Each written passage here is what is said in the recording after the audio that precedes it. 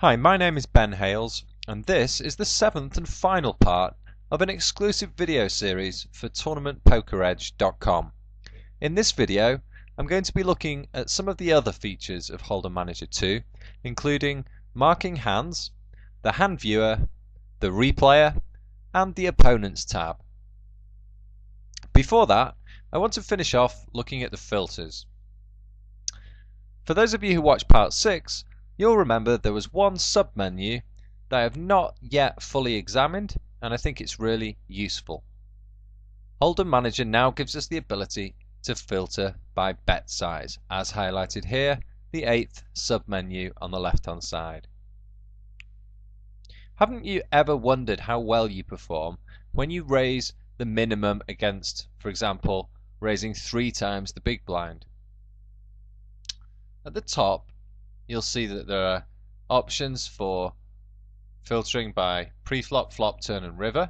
I want pre-flop, but you might want to check a bet size on the flop, or perhaps you want to check what happens when someone overbets the pot at the flop and you're facing the bet.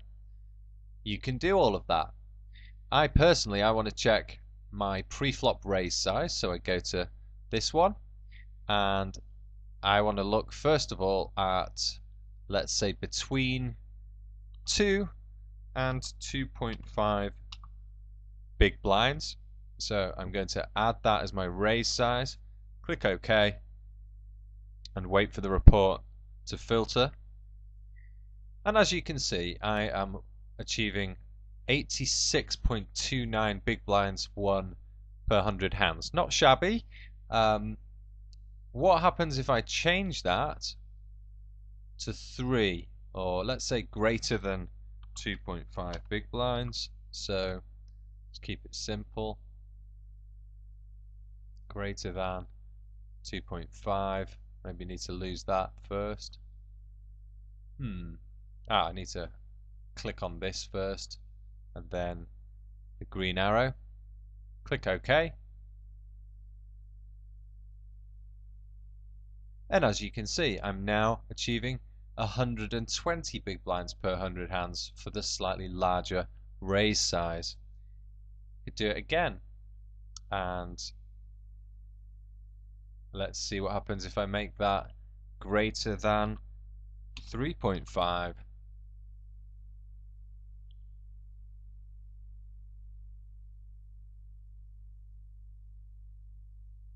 And it's staying around the same. It's actually gone slightly down to 117 big blinds per 100 hands.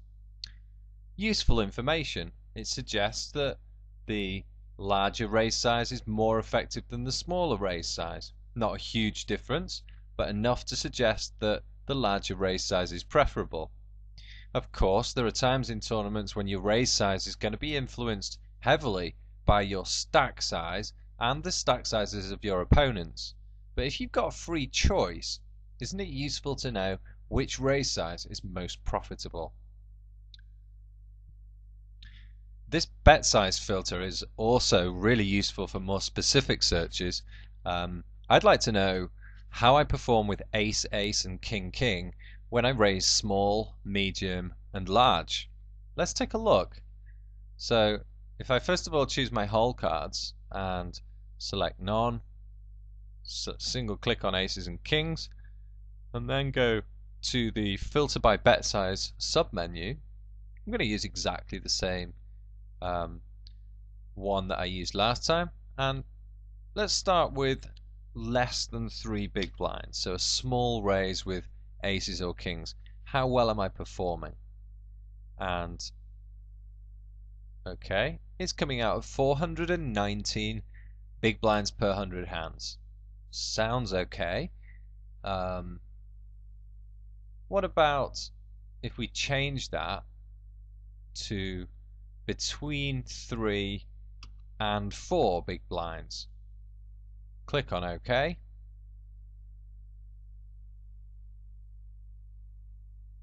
And you'll see that figure's leaped to 690.56 big blinds per 100 hands.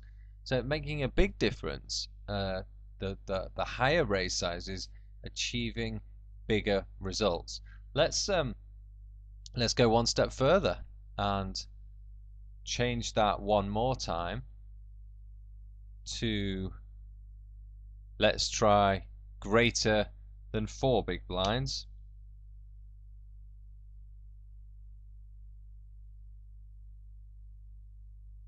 Wow, and as you can see now, the profit, okay, it's not too much data, but it's still a huge 1,060 big blinds per 100 hands. Clearly, the more I'm raising, the more I'm making. Now, this is partly because I'm raising more when I'm deep stacked, so I'm able to win more chips. When you're shorter stacked, you're only able to win smaller number of big blinds per 100 hands. But nevertheless, the data does suggest that larger raises are more profitable. Don't forget, this includes the times when they all fold to the raise, so the message from the stats is clear. Don't be afraid of them all folding, just raise more. Raising larger amounts with lesser quality hands may also be more profitable. To find out, you'll need to do your own research. Moving on now from filters, I want to talk a little bit about the database itself. Despite the fact that it's a really user-friendly piece of software, it's still quite frightening for those of us who are less technically minded. Once you've successfully installed the software, nearly everything is automated, so there's not too much to worry about, but it's still a good idea to know how things work. If you go to the Home tab at the top of the screen and look at the top left-hand corner, you'll see this icon for your database. This takes you into the Database Manager menu. You can also access this at any time by clicking here at the bottom of the screen on your active database. If you do happen to have more than one database, as I do here, you can switch between them. You can of course do manual imports and exports of hands, as well as purge hands, backup, maintain, and restore the database. It's not a good idea to use these optimize and tune settings unless you're experiencing problems. The HM Sync tab here is a fantastic new feature for players who like to use more than one computer. It's where you can come to synchronize your database. I don't use it, but apparently it works great. You just have to remember to synchronize the data whenever you play. The data is stored securely on Holdem Manager 2's remote servers.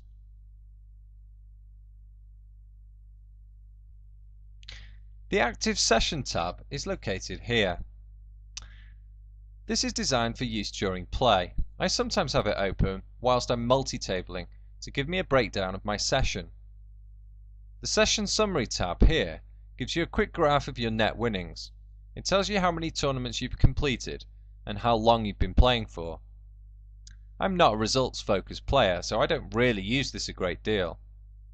At the bottom of the section you'll find the Table Finder. This gives you some basic information about the tournaments that you're in, but there's no real information here that's not available on your Summary HUD.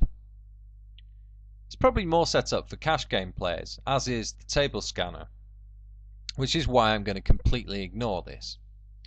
On the right hand side you'll see the familiar list of hands, which is set up in exactly the same way as in the reports, with exactly the same 5 icons above. One slightly different feature is the Graph View alternative. Here you can see all the hands from the session in graph format. It's quite useful if you want to locate a particular hand from your session. The size of the pot is measured in big blinds by the grey bar chart, which is colour coded green and red for if the hero wins or loses a pot respectively. So this is useful for if you just finished a session and you really want to look up a particular hand, or perhaps you've played a session a few days ago and you go to the list of sessions at the top here, select the relevant session with the drop down arrow, and you can of course do the same thing from within the reports menu, but this is an alternative option and it's quite neat. Moving quickly on, the Opponents tab at the top here is definitely a place I visit more often than the Session tab. I'll come here from time to time to begin analysis of a specific opponent. Once I've highlighted who it is I want to analyze, I've got two options. I can either come here to the Opponents tab to do my analysis. It makes a lot of sense to come here. Or I can change the hero in my general database and use the normal reports and filters. Do you remember how to change hero? If you go back to reports, click on select player here, and then choose whoever it is. I'm going to choose Maniac Mike 2, and now the report reloads with all the information that you have on that particular player. In some ways I prefer doing my analysis here because it's slightly more detailed. There are more options. However, the Opponents tab is more refined and slightly more user-friendly and set up for doing individual player opponent analysis. You can also change the general hero of the database in the bottom right hand corner. It's exactly the same menu, and I'm just going to reset this back now to myself. OK, and it'll take a little while to load up the 600,000 hands.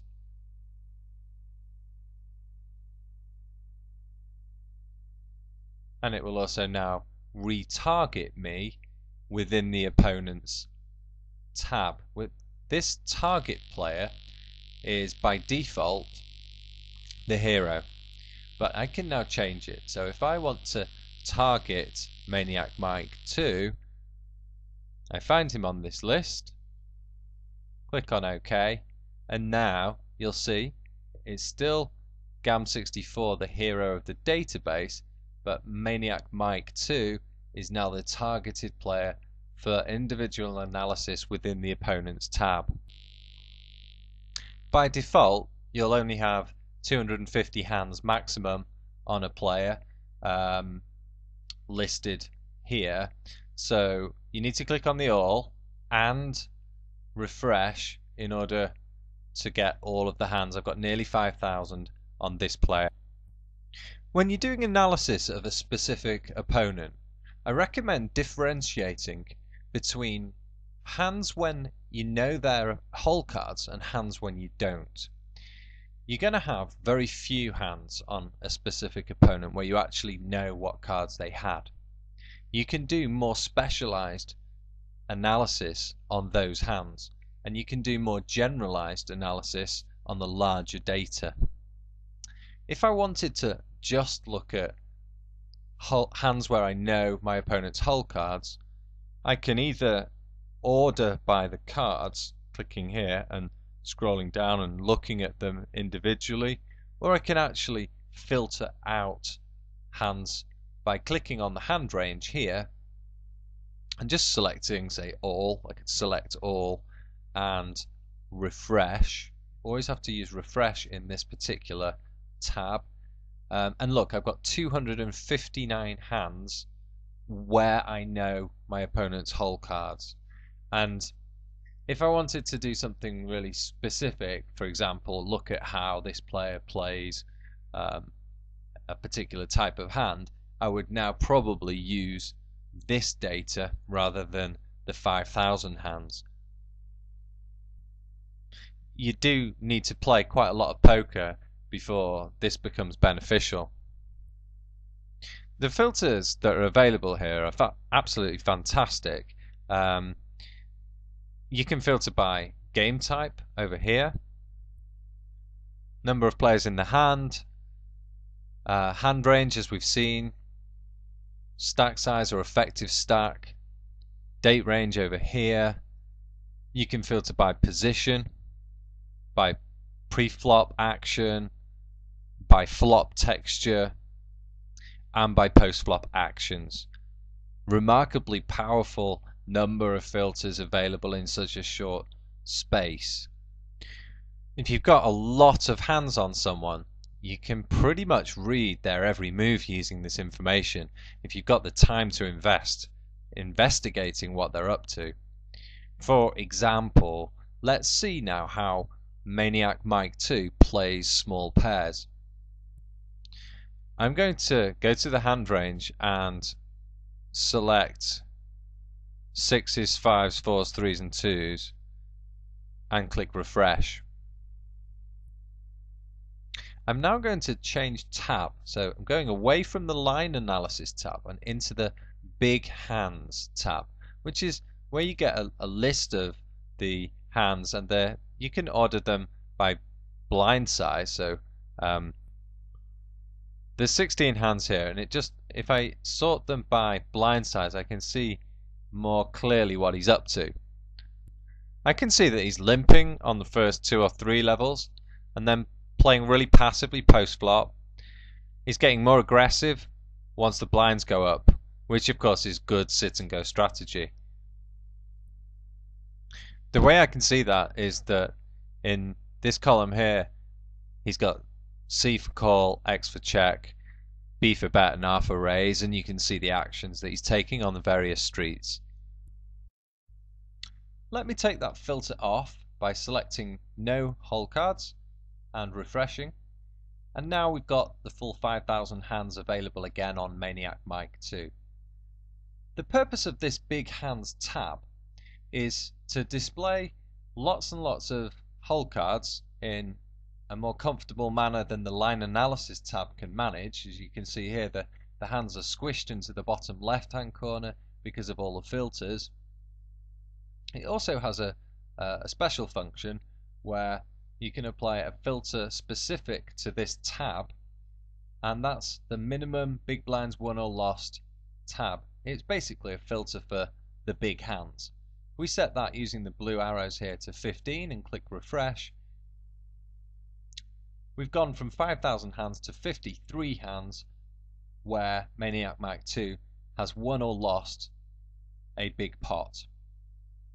We can now select to replay all, and what a wonderful learning session it would be to examine 50 huge hands played by a good player who you respect, who's a winning player, and you can learn a lot from that type of analysis. I know a lot of people who love to go in and sit down and watch good players play poker, and that's good, but it's not as effective as using the information in your database and looking at hands in a controlled way, replaying them at your own speed, and of course knowing the whole cards. By the way, the filters across these 3 tabs, the filters on the bar that I'm hovering across are extending across 3 tabs, whereas any filters below the tab are specific to that individual tab. So line analysis here, all these below are specific just to line analysis tab, and the big hands, this one here, is specific to that. In the bottom right hand corner you'll see that there's a flop strength pie chart, which is also available for the turn and the river. I don't think this tells you any more than the player's baseline stats does, so I personally don't use it. But if you're one of those people who loves charts and hates numbers, it's quite useful. The middle tab delivers automated notes based on a player's stats. I don't find this very forthcoming. If you want to do some analysis which doesn't involve knowledge of the whole cards, then this is the place to do it. So for example, if I just wanted to see what situations will Maniac Mike check raise the flop, and click on refresh, and we can see there's only 18 examples, and in all cases he's ended up with 2 pair or better. Of course, I'm looking at the river pie chart, which I forgot to click back to the flop one. If I go back to the flop, you'll see that at the flop he's holding 2 pair or better, and every time we've seen the river with him, he's been holding at least 2 pair or better. So you know when Maniac Mike 2 check raises the flop, it's genuine, unlike me who could have anything. So that should give you a few ideas of how to use the Opponents tab.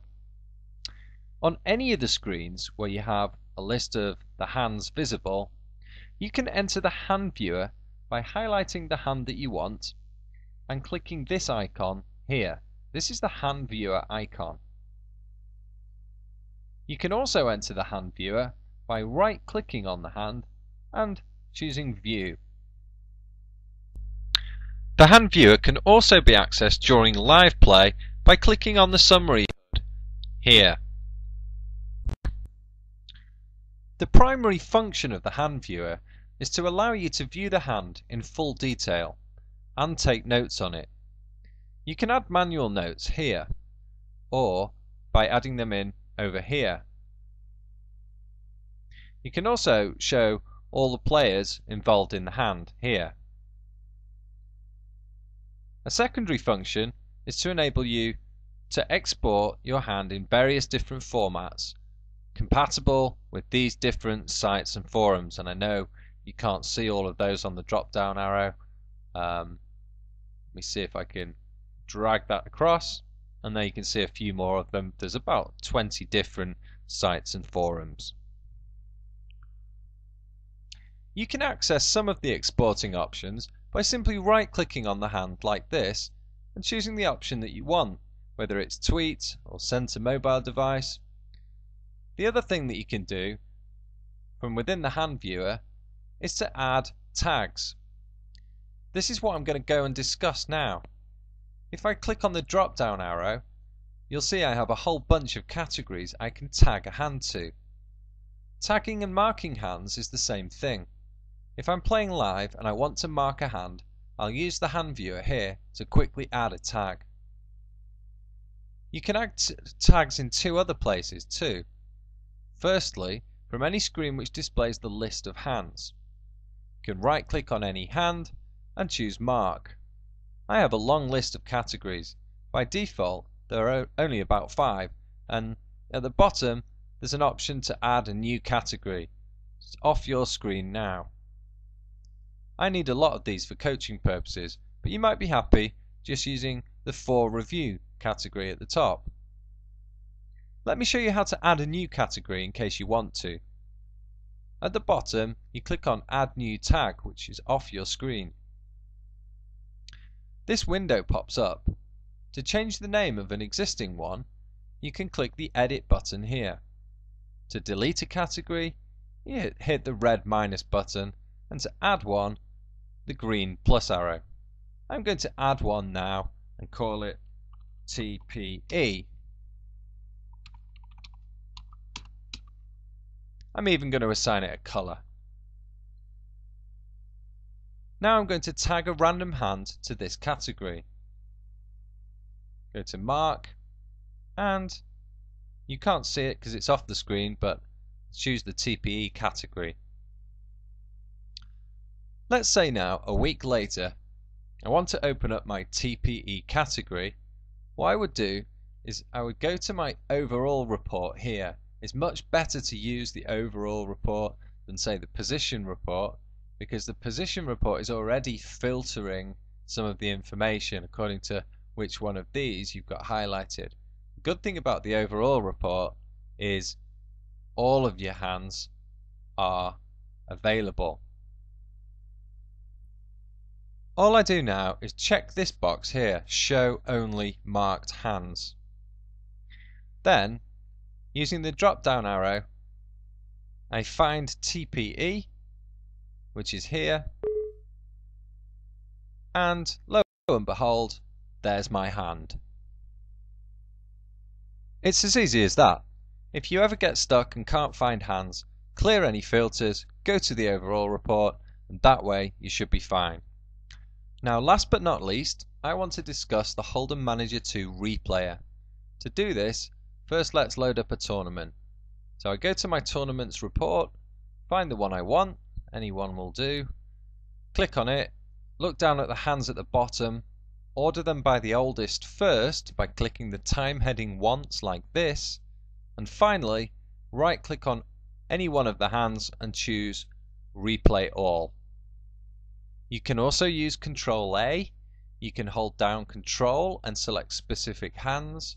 You can hold down Shift and select specific groups of hands. You don't have to choose one hand or all hands if you don't wish. The replayer does not take long to get used to. There are two buttons in the top right hand corner. Not the HUD settings.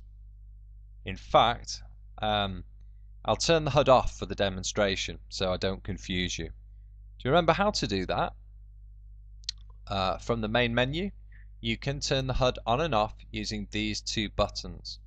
But these turn the HUD on and off completely. If you just want to turn the HUD off on the replayer, you go to the Options button here and uncheck this box, Show HUD Stats. That turns it off just on the replayer. From the main dashboard, it turns it off completely. Now, returning to these two buttons at the top, the Options button, this one, here you can choose whether or not to show known cards from the start of each hand. This is quite a useful one. I like to have it turned off. That's the reason why mine's not checked. When I'm reviewing hands, I don't want to get influenced in my assessment by my opponent's hole cards. So up to you if you want to show or not show hole cards. The next one, the show win percentage. I do have this checked. I think it's useful information, and you can check your own understanding of the street by street odds. You can choose whether to view all the stats on your opponents or just the stats up to the point where you played the hand. That's a really useful feature, I think. Say you folded a strong hand against a maniac with a really wide range. You did it because it was hand 2 and you didn't know he was a maniac. Your HUD stats might display just 2 hands on him, or it might show all the subsequent hands that we were dealt. So when you're reviewing the hand, it's quite nice to know only the information that you knew at the point when you were playing the hand. I don't have it ticked, but I do tick it sometimes. Use Session Stats for Hero is useful for displaying your own table image, especially when you're playing live, but also when reviewing. If you're multi-tabling, you might not realize that you're playing really loose on one table, but super tight on another. So displaying only your session stats allows you to notice that and potentially influence a marginal decision. The win-loss colours I'm going to discuss in a minute, but you should always leave this checked. Now, I've managed to make the mistake of setting that up in the wrong order, so I'm just going back now and ordering the tournament from hand 1 through to hand 227. It is now correct and will play in order. The second of these two buttons in the top right hand corner is the Notes button. It's for hand tagging and manual notes. It's the third way that you can mark hands in Hold'em Manager. The notes are assigned as in the hand viewer, either under the general category or by selecting a specific street here. The tags have nothing to do with the street, despite the way this is laid out. The street is just for note taking and the tags is for tagging. It works in exactly the same way as we saw before. The menu is a little more compact, it doesn't have the colours on it, and I use this an awful lot for coaching. The information displayed on the replayer is mainly straightforward. It's possible to use the play button located here and just sit back and watch the action. You can control the speed with this bar here. To stop the action, just click here again, the pause button.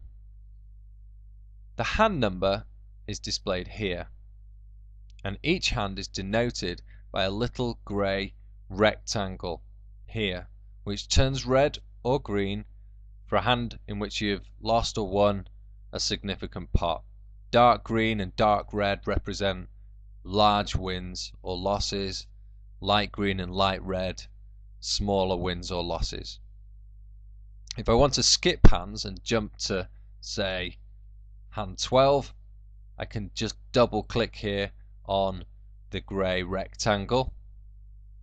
Alternatively, I can use the next hand button here to go forwards, or the previous hand to go backwards.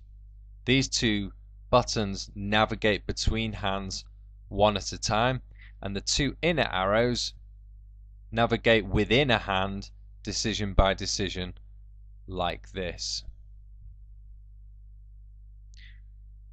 The two grey arrows here and here allow you to scroll backwards and forwards to the next group of hands.